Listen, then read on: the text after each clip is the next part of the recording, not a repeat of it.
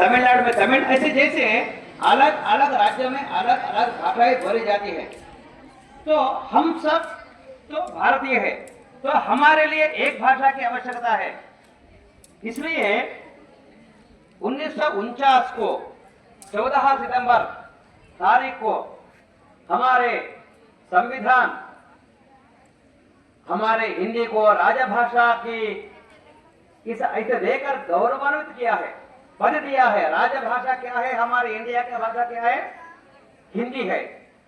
इसलिए 3 भाषाओं की हम सीखना जरूरत होते हैं। हमारे तेलंगाना में देखो, आंध्रा में देखो, Telugu first language, second language जरूर हिंदी पढ़ना है, और तीसरा होते हैं इंग्लिश। महाराष्ट्र में गए तो मराठी, हिंदी, इंग्लिश। तमिलनाडु में गए तो तमिल, हिंदी, इंग्लिश। तो हिंदी इंग्लिश जरूर होते हैं। त्रिभाषा सूत्र के अनुसार हमारे भारत में हम सब जरूर से जरूर हिंदी सीखना होते हैं।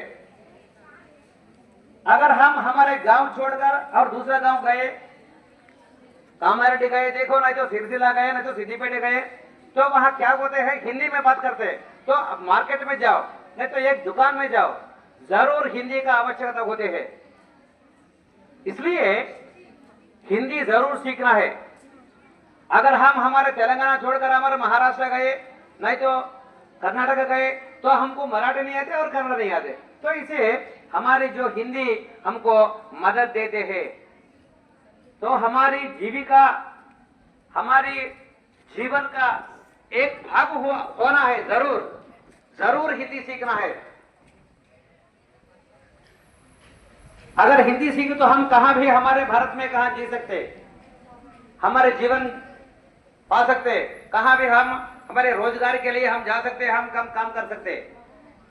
तो जरूर हिंदी आना है। इस तरह हमारे भारत के अलग अलग राज्यों में त्रिभाषा सूत्र के अंदर ही इस हिंदी सेकंड लैंग्वेज, द्वितीय भाषा के रूप में हम सीख रहा है।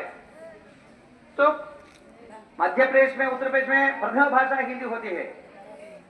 इसलिए जरूर हम हिंदी सीखना होते हैं। अगर हिंदी नहीं सीखे, మనం కామారెడ్డి పోయినాం, ఈ బస్సు ఎటు పోతుంది అని అడిగినాం